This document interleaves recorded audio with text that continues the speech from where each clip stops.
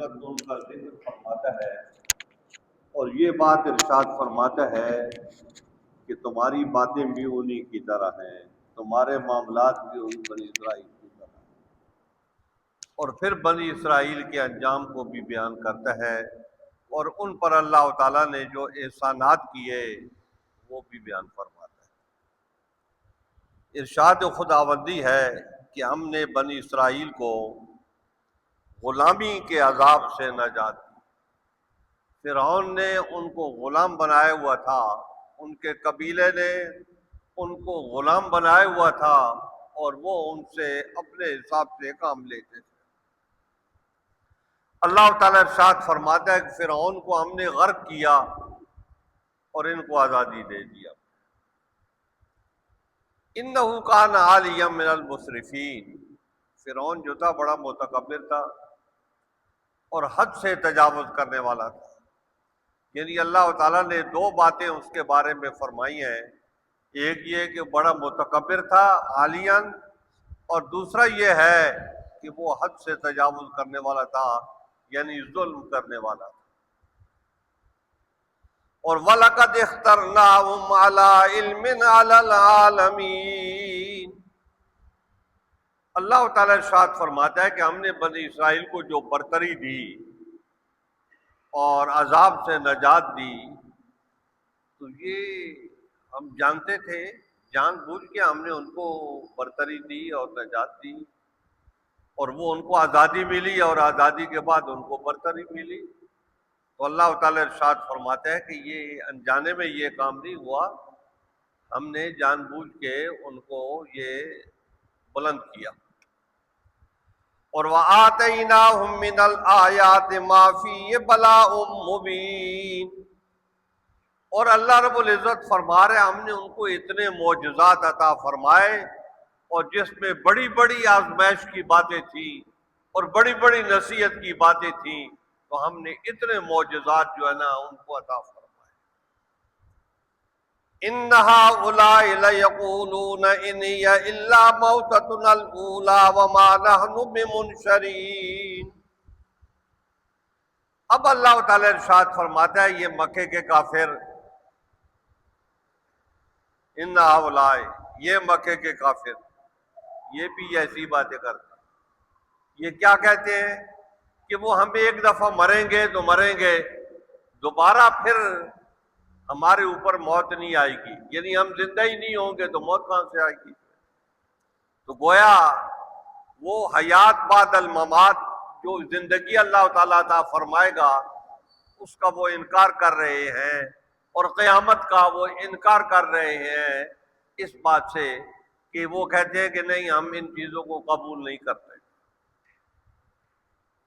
اور فَأْتُوا بِآبَائِنَا إِن كُنتُمْ صَادِقِينَ، اور قریش مکہ یہ بات کہتے ہیں نبی علیہ السلام سے کہ اگر آپ سچے ہیں تو ہمارے بطور دلیل ہمارے باپ دادا کو زندہ کر کے ہمیں دکھائیں۔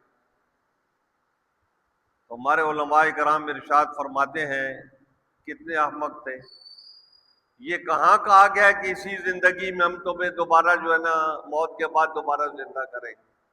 اس زندگی میں تو اللہ نے نہیں فرمایا، جہاں کا اللہ نے فرمایا آپ اس کے حساب سے سوال کرو۔ سوال آپ کا غلط ہے، آپ کی سمجھ غلط ہے۔ اَهُمْ خَيْرٌ أَمْ قَوْمُ تُبَّعٍ وَالَّذِينَ مِنْ قَبْلِهِمْ أَهْلَكْنَاهُمْ إِنَّهُمْ كَانُوا مُجْرِمِينَ۔ اللہ تعالیٰ ارشاد فرماتا ہے کہ اے مکے والو، تم زیادہ طاقتور ہو یا تبا زیادہ طاقتور تھا؟ قوم تبا جو ہے، تبا یمن کے علاقے کے جو بادشاہ ہوتے تھے ان کا نام ہوتا، لقب ہوتا تھا۔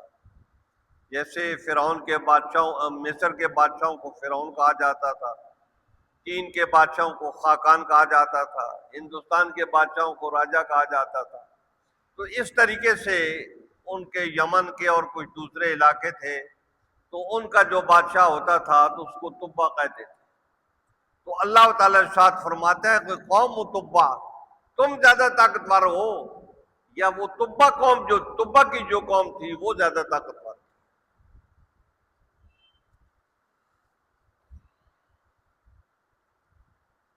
کہتے ہیں کہ وہ طبا کے بادشاہوں میں سے ایک بادشاہ تھا، نبی علیہ السلام سے 1000 سال پہلے گزرا تھا۔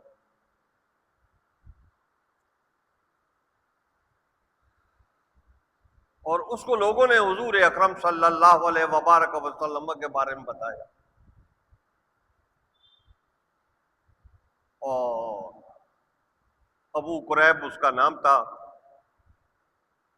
اور کعبہ شریف کے اوپر جو غلاف چڑھائے جاتے ہیں سب سے پہلے اس نے یہ غلاف چڑھایا۔ تو حضور اکرم صلی اللہ علیہ وبارک وسلم سے وہ آشنا تھا۔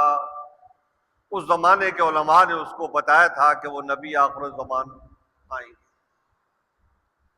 موجودہ مدینہ منورہ جو ہے یہاں پر کوئی آبادی نہیں تھی، تو یہاں سے وہ گزرا تو ان لوگوں کو نبی علیہ السلام کی مہک آئی۔ تو محبت والوں کو پہلی مہک آ جاتی ہے اور بعد میں تو آتی ہے۔ ان کو حضور اکرم صلی اللہ علیہ وبارک وسلم کی مہک آئی۔ انہوں نے طبا کو کہا کہ یہ وہ جو نبی ہوں گے یہاں وہ ہجرت کر کے اس مقام پر آئیں گے۔ اس نے کہا اچھا۔ تو اس نے وہاں باقاعدہ ایمان لایا اور اس نے ایک دستاویز لکھی، دستاویز لکھ کے اس میں یہ بات لکھی کہ میں آپ پر ایمان لاتا ہوں اور مجھے امید ہے کہ آپ میری شفاعت کرو گے اور میرا ایمان آپ قبول کرو گے۔ اس کی ضمن باتیں لکھی، اور وہ جو عالم تھے ایک بڑے ان کو دے گئے کہ یہ تم جو ہے یہ اپنے پاس رکھو، تو میری ان سے ملاقات ہو گئی تو ہو گئی، نہ ہوئی تو یہ ان تک پہنچا دینا، تمہاری ملاقات ہو جائے اور تمہاری ملاقات نہ ہو تو ہو جائے تو آگے والے کو دے دینا تاکہ وہ اس طریقے سے ان تک پہنچا۔ چنانچہ حضور اکرم صلی اللہ علیہ وبارک وسلم جب ہجرت کر کے مدینہ منورہ آئے تو یہاں مدینہ منورہ کی اس سے پہلے کوئی آبادی نہیں تھی، تو طبا کے ساتھ میں کچھ علماء تھے، تو انہوں نے کہا کہ ہمیں اجازت دی جائے کہ ہم اسی مقام پر رہائش اختیار کریں۔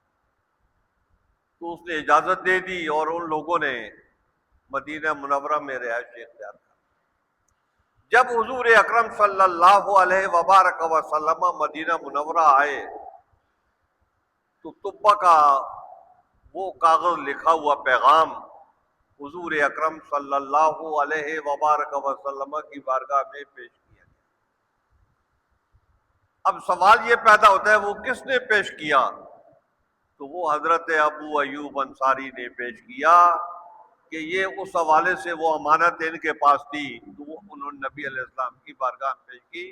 نبی علیہ السلام نے اس کا ایمان قبول کیا اور اس کو دعائیں دی۔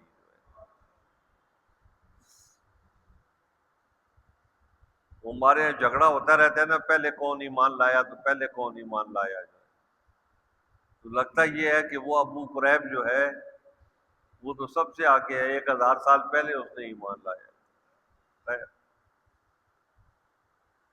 تو وہ طبا کی جو قوم تھی، اس کے جو بعد والے لوگ تھے وہ بڑے مالدار، بڑے خوشحال، اور یہ سارے علاقے جو تھے یہ بڑے آباد تھے، ڈیم بنے ہوئے تھے، زمینیں سیراب ہو رہی تھی، تو اس لیے باغات اور یہ سب چیزیں موجود۔ حتیٰ کہ سنا ہے کہ کوئی بھوکا آدمی سر پہ تشتری رکھ کے ان باغات کے ساتھ سے گزرتا تھا تو جو پھل خود بخود گرتے تھے تو وہ تشتری جو ہوتی تھی وہ بھر جاتی تھی، اتنے پھل وافر مقدار میں یہاں پر۔ تو اس طریقے سے حضور اکرم صلی اللہ علیہ وبارک وسلم کی بارگاہ میں وہ پیش ہوا معاملہ۔ تو اللہ تعالیٰ ارشاد فرماتا ہے کہ تم بہتر ہو، تم زیادہ طاقتور ہو، یا قوم طبا زیادہ طاقتور تھی، مال و دولت ان کے پاس بھی بہت تھا، طاقت و قوت ان کے پاس بھی بہت تھی، لیکن بعد میں لوگوں نے آ کے تو غلط راستے اختیار کر لیے۔ تو جب غلط راستے اختیار کر لیے تو اللہ تعالیٰ نے اس کی قوم کو ہلاک کر دیا، برباد کر دیا۔ تو اللہ تعالیٰ قریش سے کہہ رہا ہے کہ تم زیادہ طاقتور ہو یا تم بہت زیادہ طاقتور ہو؟ ان کو ہم نے ہلاک کر دیا تو تم کیا چیزیں ہو؟ اللہ تعالیٰ ارشاد فرماتا ہے انہم کانوا مجرمین، وہ مجرم تھے تو اس لیے ہم نے ان کو تباہ کر دیا۔ وما خلقنا السماوات والارض وما بینہما لاعبین، ہم نے آسمانوں اور زمین کے درمیان بھی جو کچھ ہے، آسمانوں کو بھی ہم نے پیدا کیا، زمین کو بھی ہم نے پیدا کیا، اور اس کی فضاؤں میں جو کچھ ہے وہ سب ہم نے پیدا کیا، اور وہ سارے کا سارا گردش گناہ ہے، اور تم ان کو ملاحظہ کرتے ہو، دیکھتے ہو، ساری چیزیں تمہاری نظر میں آتی ہیں، اور پھر بھی تم اس خالق پر ایمان نہیں لاتے۔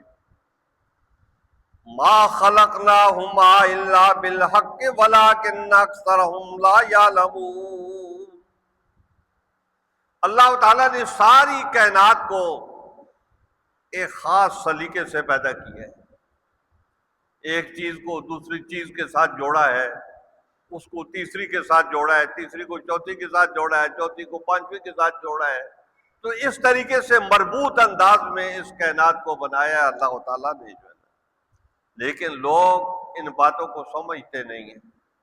تو اس زمانے میں تو واقعہ میں سائنس نے اتنی ترقی نہیں کی تھی، تو اب عملی طور پہ سائنس بہت ترقی کر چکی ہے، تو کچھ باتیں لوگوں کے ذہنوں میں آ گئی ہیں کہ یہ ایک مربوط نظام ہے کائنات کا جو اللہ رب العزت نے بنایا ہے۔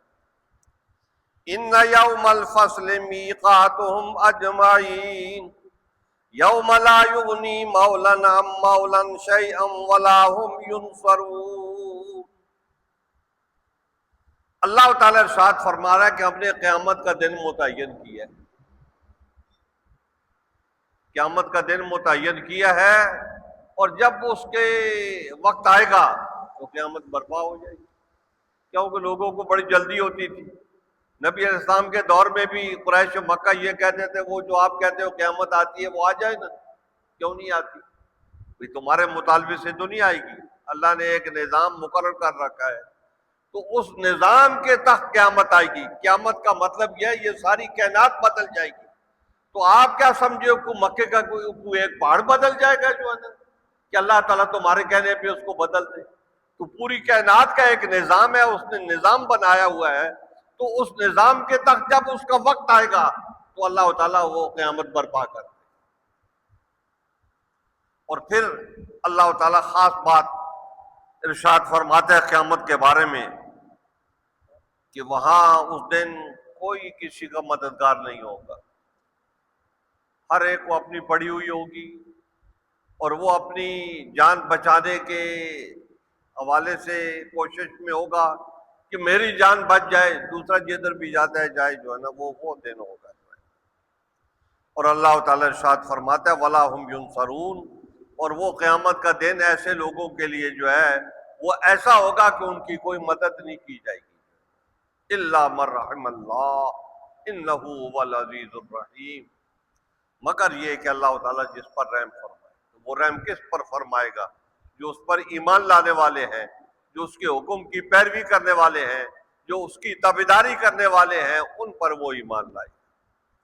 اِنَّهُ هُوَ الْعَزِيزُ الرَّحِيمُ، تو وہ غالب ہے، ادھر کافر ہوں گے ان پر وہ غالب ہے، مسلمانوں پر بھی غالب ہے، ان پر بھی غالب ہے، کفار کو وہ سزا دے گا، اور مسلمانوں پر اللہ تعالیٰ رحم فرمائے گا۔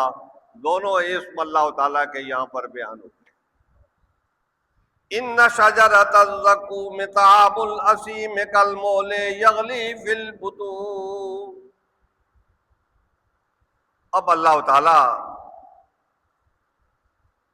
قیامت قائم ہونے کے بعد جو وہ اس کا آگے کا نظام ہوگا وہ جنت اور جہنم کا ہوگا، نیکوکاروں کو وہ جنت میں بھیجے گا اور بدکاروں کو وہ جہنم میں بھیجے گا۔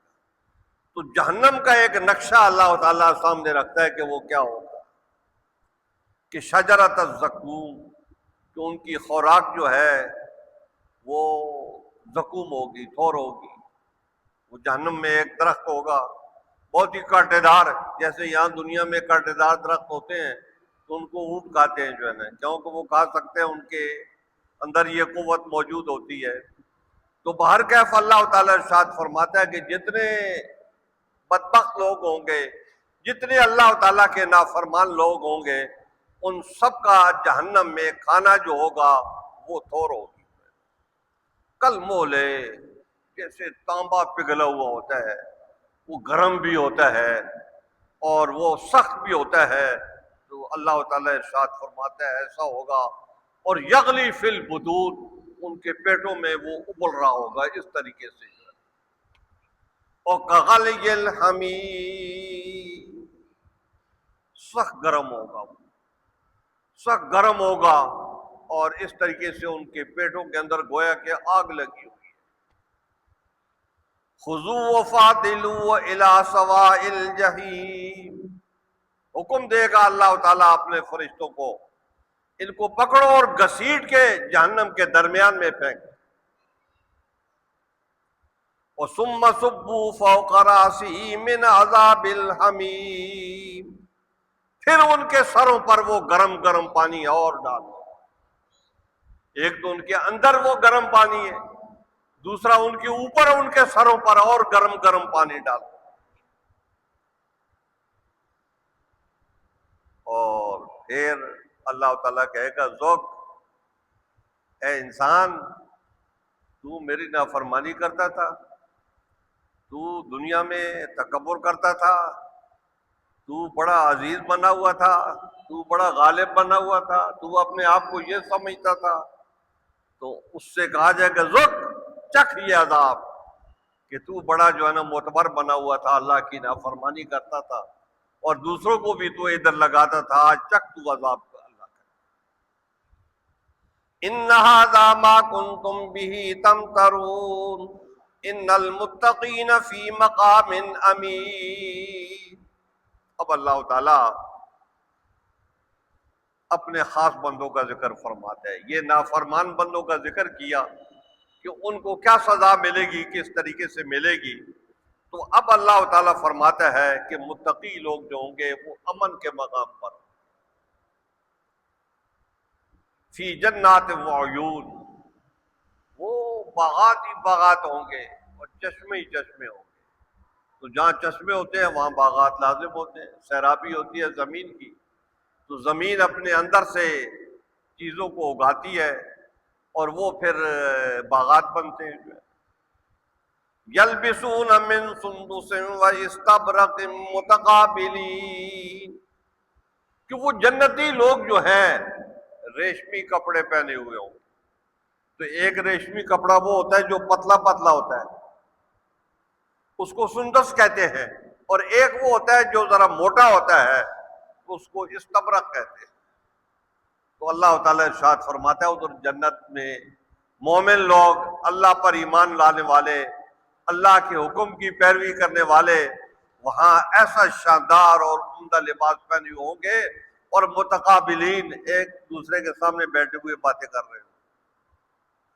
مطلب یہ ہے کہ ادھر وہاں کوئی لڑائی نہیں ہوگی، وہ جیسے آج کل ہمارے مولوی لوگ فیس بک پہ لڑ رہے ہیں، ایک اس کے خلاف بیان دیتا ہے، ایک اس کے خلاف بیان دیتا ہے جو ہے، تو وہاں کوئی لڑائی نہیں ہوگی، وہاں کوئی جھگڑا نہیں ہوگا، متقابلین آمنے سامنے بیٹھ کے اچھے طریقے سے بات چیت کر رہے ہو۔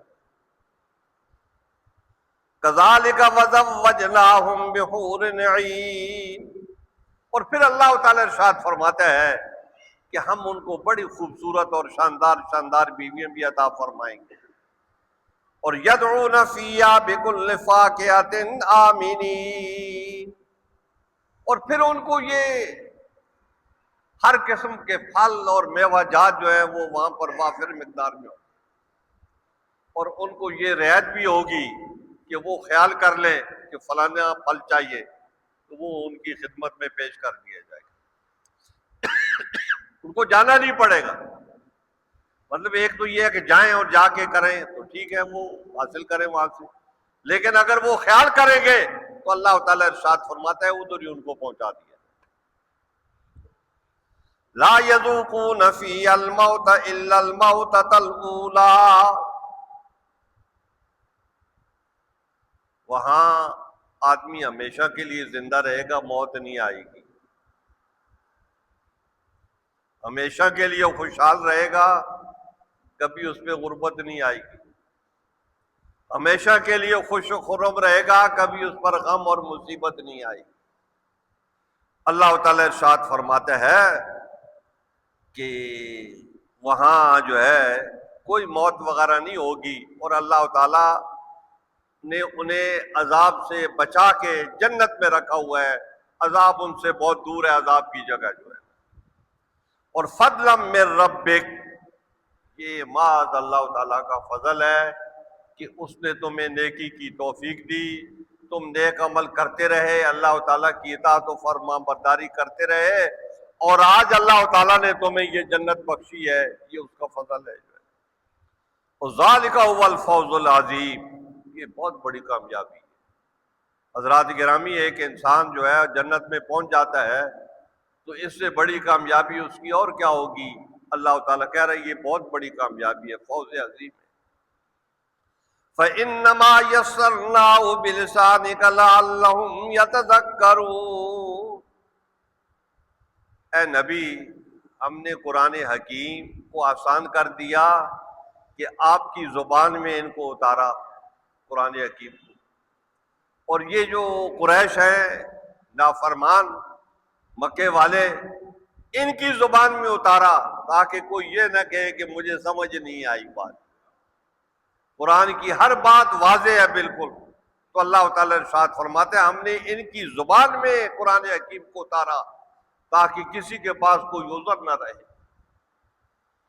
اور فَارْتَقِبْ إِنَّهُمْ مُرْتَقِبُونَ. اے نبی، آپ بھی انتظار کرو اور یہ بھی انتظار کریں. کس طریقے سے ہم انہیں عذاب سے دوچار کرتے ہیں، کس طریقے سے ہم انہیں گرفتار بلا کرتے ہیں. تو ابھی آہستہ آہستہ بات آگے بڑھتی جائے گی اور ان کو سمجھ میں آتا جائے گا کہ ہم کس طریقے سے گرفتار بلا ہو چکے. چنانچہ سب سے پہلے تو وہ بدر میں آئے، ناکامی ان کو ہوئی کہ حضور اکرم صلی اللہ علیہ وبارک وسلم ان کے معاشرے سے نکل کے مدینہ منورہ پہنچے. انہوں نے بڑی تگ و دو کی، غار ثور تک پہنچے. وہ کھوجی پاؤں والے جو ہوتے ہیں وہ لے کے آئے، سارے کام کیے انہوں نے نبی علیہ السلام کو تلاش کرنے کے، لیکن اللہ رب العزت نے نبی علیہ السلام کو مدینے پہنچا دیا. مدینے پہنچ گئے. اور پھر اس کے بعد بدر آیا تو بدر میں ان کے 70 سردار جو ہیں وہ مارے گئے اور 70 سردار ان کے گرفتار ہو گئے. تو یہ بلا ان کے اوپر آئی، لیکن بات ان کو پھر بھی سمجھ میں نہیں آئی. پھر وہ عہد میں آئے، پھر انہوں نے مار کھائی، تو پھر وہ تھوڑا صبر کیا انہوں نے، لیکن ان کے اندر سے نبی علیہ السلام کی عداوت نکلی نہیں. پھر سارے عرب کو جمع کر کے ابو سفیان لے کے مدینہ منورہ آ گئے. اس کا خیال یہ تھا مدینہ منورہ کا محاصرہ کر لیں گے اور کسی بچے کو، چھوٹے بچے کو بھی ہم زندہ نہیں چھوڑیں گے، سب کو ختم کر کے رکھ. 10,000 کا لشکر لے کے آ گیا اور اس میں ایک بڑا بہادر قسم کا آدمی بھی لائے جو 100 آدمیوں سے لڑتا تھا اکیلے. تو اس نے نبی علیہ السلام کو للکارا نام لے کے کہ ہے کوئی مجھے جہنم میں پہنچانے والا، یا میں اس کو جنت میں پہنچاؤں یا وہ مجھے جہنم میں پہنچائے، اے تو میدان میں آئے. اس نے للکارا تو صحابہ کو پتا تھا یہ کون آدمی. تو نبی اسلام نے فرمایا کون جائے گا؟ کوئی تیار نہیں ہوا. حضرت علی نے دیکھا کوئی تیار نہیں ہوا تو آپ کھڑے ہو گئے، یا رسول اللہ میں. پھر دوبارہ آپ نے اعلان فرمایا تو کوئی تیار نہیں ہو سکا. کیوں؟ کہ وہ جانتے تھے اس کو کہ اتنی بڑی طاقت ہے تو ہم اس کا مقابلہ نہیں کر سکتے، اس لیے نہیں جا رہے تھے. پھر کوئی تیار نہیں ہوا. پھر حضرت علی نے کہا. پھر تھوڑی دیر بعد نبی اکرم علیہ الصلوۃ والسلام نے فرمایا کون اس کے مقابلے میں جائے گا؟ کوئی تیار نہیں ہوا. حضرت علی تیسری مرتبہ کھڑے ہوئے. جب کھڑے ہوئے تو پھر نبی علیہ السلام نے کہا ٹھیک ہے. نبی اسلام نے وہ جو چیزیں ہوتی ہیں پہنانے کی جنگ کے دوران کی وہ چیزیں آپ کو پہنائی اور رخصت کر دی.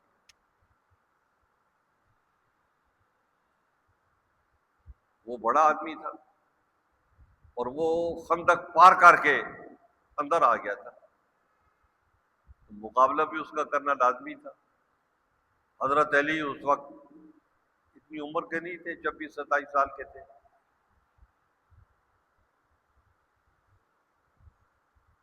اس نے پوچھا حضرت علی سے کون ہو تم؟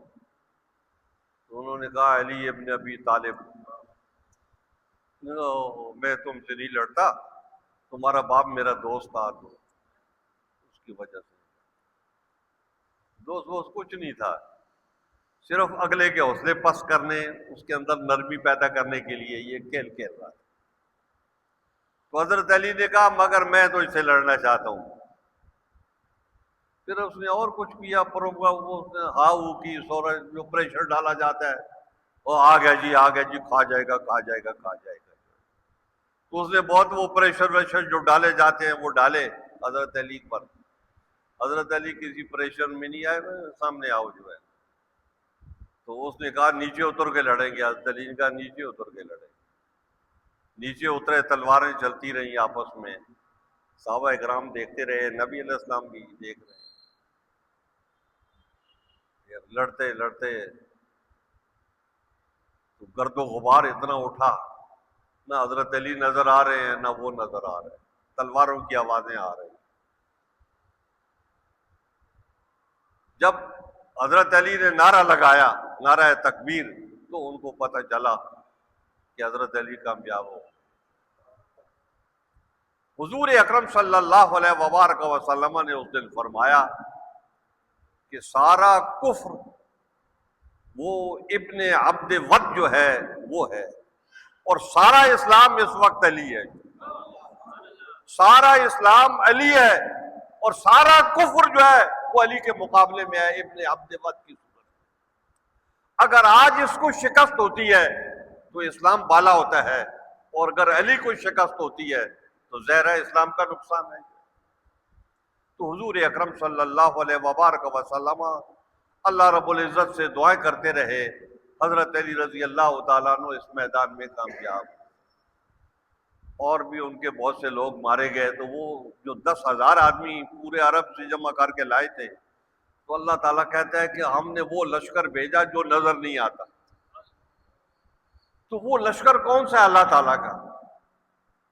وہ اللہ تعالیٰ نے ہوائیں چلا دی. ایک موسم ٹھنڈا تھا, بارش برسات دی, ہوائیں چلا دی. ہوائیں چلا دی تو مخالفین کے پاؤں کھڑ گئے.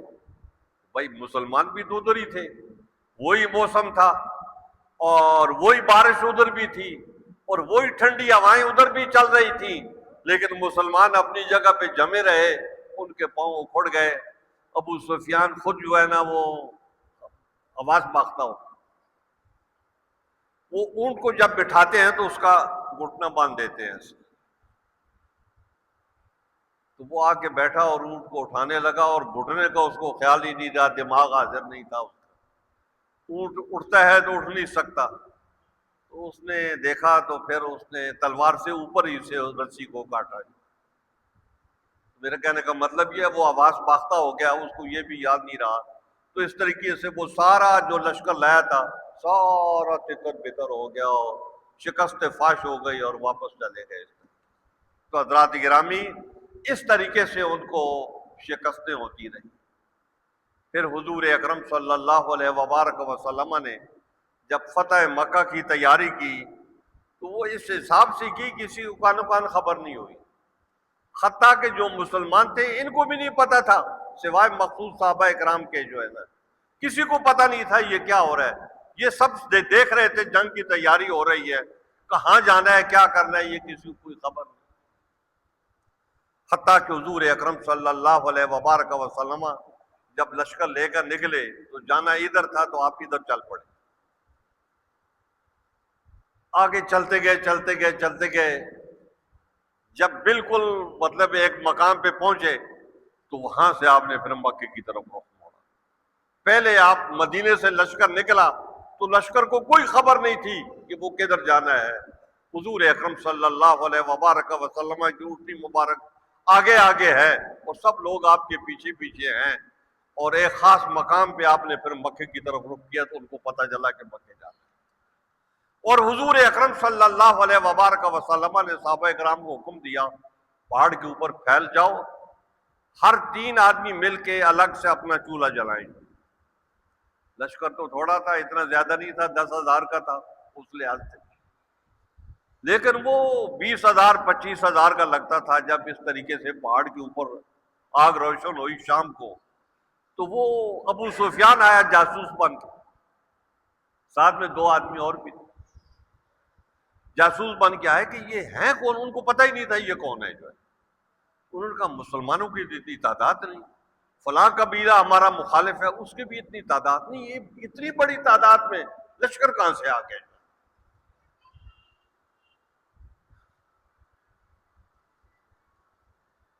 وہ آپس میں باتیں کر رہے تھے کہ پکڑے گئے. اس دوران ان کو حضرت عباس کی آواز آئی تو انہوں نے پہچان لیا. کہتے یار یہ آواز تو عباس کی آ رہی. عباس حضرت نبی اسلام کے چچا مبارک تھے. آواز تو عباس کی آ رہی ہے, یہ کیوں؟ خیر وہ پکڑے گئے. پھر وہ جو آدمی جو پکڑنے والے تھے وہ حضرت عباس قریب میں تھے, انہوں نے ان کو سامنے پیش کیا تو وہ حضرت عباس نے ان کو بتایا کہ ہم آئے ہیں. پھر آگے کی باتیں ہیں لمبی. میں یہ کہنا چاہتا ہوں کہ اس طریقے سے اللہ رب العزت نے ان کو نبی علیہ السلام کی گرفت میں کیا ہے. تو اللہ تعالیٰ نے فرمایا فرتقب اے نبی آپ انتظار کریں, وقت آنے والا ہے. کیونکہ یہ سورت مبارک جو ہے مکہ میں نازل ہوئی ہے تو وقت آنے والا ہے. تو کس طریقے سے ہم ان کو زیر کرتے ہیں, فرتقب آپ انتظار کریں اور یہ بھی انتظار کریں, وقت آنے والا ہے. تو وہ وقت کب آیا؟ تو اس طریقے سے پورے عرب پر حضور اکرم صلی اللہ علیہ وبارک وسلم کا غلبہ ہو گیا اور سارا عرب دیکھتے ہی دیکھتے یدخلون فی دین اللہ افواجا ہو گیا کہ اللہ کے دین میں سب لوگ داخل ہو گئے. اس طریقے سے اللہ رب العزت نے مسلمانوں کو برتری عطا فرمائی, حضور اکرم صلی اللہ علیہ وبارک وسلم کو برتری عطا فرمائی. اللہم بجائے نبیک المصطفیٰ ورسولک المرتضی طاہر قلوبنا من کل وصف یباعدنا عن مشاہدتک ومحبتک وَأَمِتْنَا لَلسُنَّةِ وَالْجَمَاعَةِ وَالشَّوْقِ إِلَىٰ لِقَائِكَ يَا ذَا الْجَلَالِ وَالْإِكْرَامِ وَصَلَّى اللَّهُ تَعَالَىٰ عَلَىٰ خَيْرِ خَلْقِهِ مُحَمَّدٍ وَآلِهِ وَأَصْحَابِهِ أَجْمَعِينَ بِرَحْمَتِكَ يَا أَرْحَمَ الراحمين.